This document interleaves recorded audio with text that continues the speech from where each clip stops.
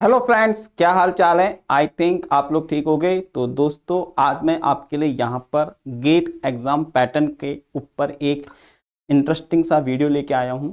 ठीक है, तो हम यहाँ पे ये समझेंगे कि गेट का एग्ज़ाम पैटर्न क्या होता है। तो क्योंकि मैंने आपको बताया है, किसी भी एग्ज़ाम्स की प्रिपरेशंस करने से पहले हमको उस एग्ज़ाम्स के बारे में अच्छे से पता होना चाहिए कि ये एग्ज़ाम हमसे क्या क्या डिमांड करता है। तो सबसे पहले तो आपको उसका एग्ज़ाम पैटर्न और सिलेबस आपको पता होना चाहिए। तो मैंने ऑलरेडी सिलेबस बता दिया है गेट का, कि गेट का सिलेबस क्या है। आप जाके उसको हमारे इस चैनल पे देख सकते हैं। तो आज हम यहाँ पे बात करने आए हैं गेट एग्ज़ाम्स पैटर्न के बारे में। ठीक है, कि गेट का एग्ज़ाम पैटर्न्स क्या होता है। तो आज हम बात करेंगे यहाँ पे फिजिक्स के पेपर के बारे में। ठीक है, तो चलिए देखते हैं कि हमारा फिजिक्स का पैटर्न क्या है। तो यहाँ पे आप देख सकते हैं कि क्वेश्चंस पेपर पैटर्न। ठीक है, तो ये हमारा क्या है, क्वेश्चंस पेपर पैटर्न है। तो सबसे पहले आप यहाँ पे देखिए कि यहाँ पे कौन कौन से यहाँ पे हमारे पास हैं। तो ये आपको दिए हुए हैं पर्टिकुलर्स, ये हमारे पास है डिटेल्स। तो आप देख सकते हैं कि जो एग्जामिनेशन मोड है, ठीक है, तो यहाँ पे जो आप देख सकते हैं कि जो एग्जामिनेशन मोड है वो क्या है, the test paper will be in English. तो सबसे पहले तो जो इसका लैंग्वेज है पेपर का वो इंग्लिश होने वाला है। कंप्यूटर बेस्ड टेस्ट है, यानी कि सीबीटी टेस्ट है। ठीक है, will be conducted at selected centre in selected city. ठीक है, तो यहाँ पर मैं आपको ये बता दूं कि इस पेपर का जो मोड है वो ऑनलाइन होने वाला है, यानी कि कंप्यूटर बेस्ड होगा।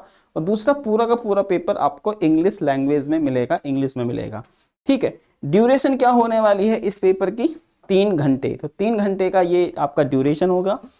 सेक्शंस क्या होंगे इसमें, general aptitude plus candidate selected subject. ठीक है, तो इसका जो पेपर होने वाला है वो आपका 2 पार्ट में होगा। मतलब ठीक है, मतलब तो एक पार्ट में आपको आएगा जनरल एप्टीट्यूड जीए, और दूसरे में होगा आपका सब्जेक्टिव। ठीक है, जैसे सपोज करो आपने फिजिक्स से पेपर फिल करा है तो फिजिक्स के क्वेश्चन, केमिस्ट्री से फिल करा है तो केमिस्ट्री के, मैथ से फिल करा है तो मैथ से। मतलब जिस बैकग्राउंड के आप स्टूडेंट हो वो सब्जेक्ट यहाँ पे आपको दिया जाएगा।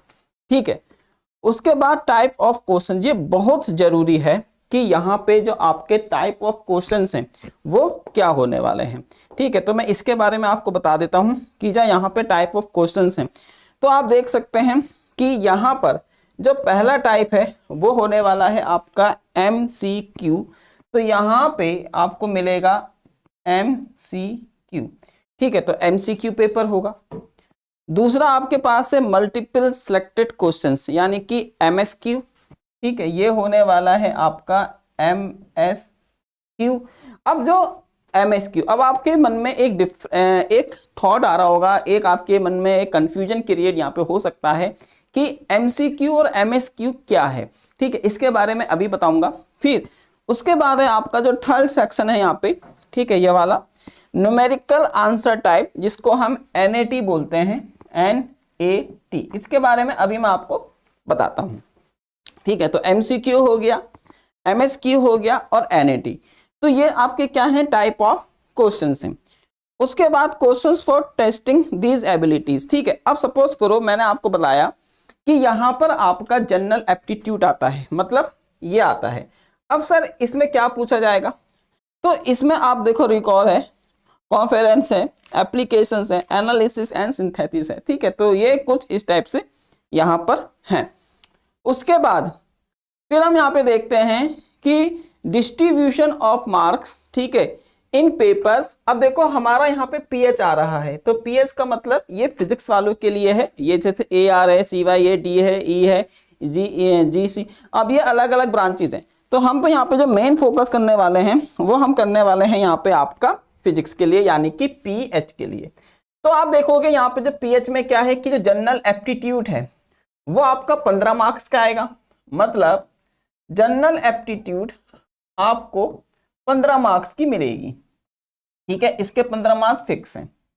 उसके बाद जो सब्जेक्टिव क्वेश्चंस होंगे, जैसे आपको सपोज करो फिजिक्स के हो, तो फिजिक्स के आपके कितने क्वेश्चंस हैं, तो फिजिक्स के आपके यहां पर 85 मार्क्स के क्वेश्चंस होंगे। ठीक है, ये हो गया है।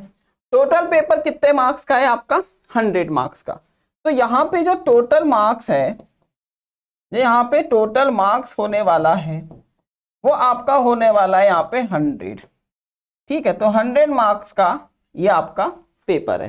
ठीक है, इसको आप अच्छे से यहाँ पे ध्यान करेंगे। अब हम बात करते हैं मार्किंग स्कीम की।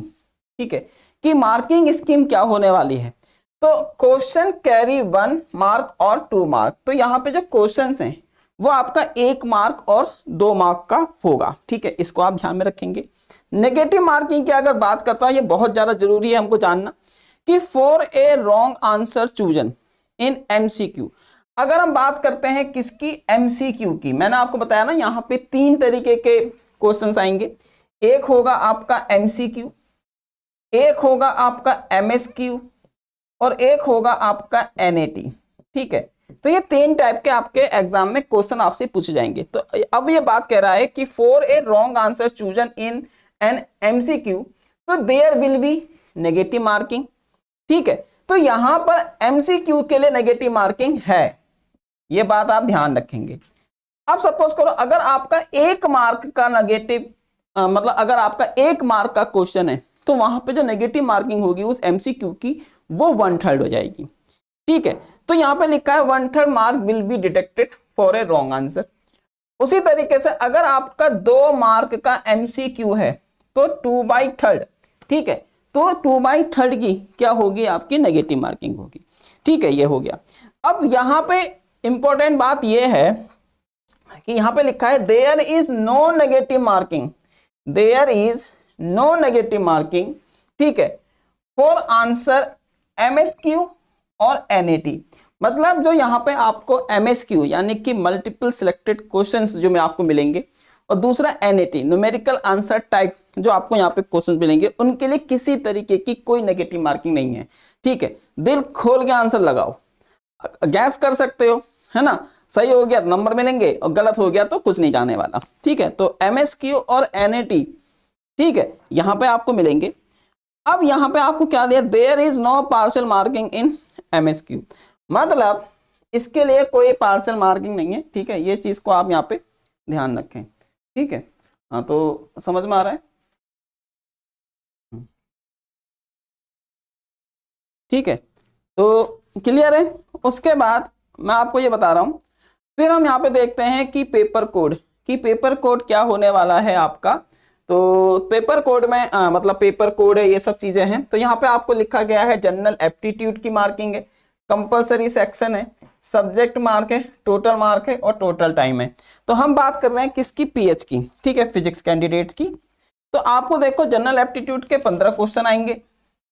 ठीक है, और यहाँ पर आप देखोगे सब्जेक्ट के कितने 85 है, टोटल क्वेश्चन आपके कितने हैं यहाँ पे, मतलब टोटल मार्किंग कितनी है 100 की, और टोटल मिनट आपको कितने मिलेंगे 180।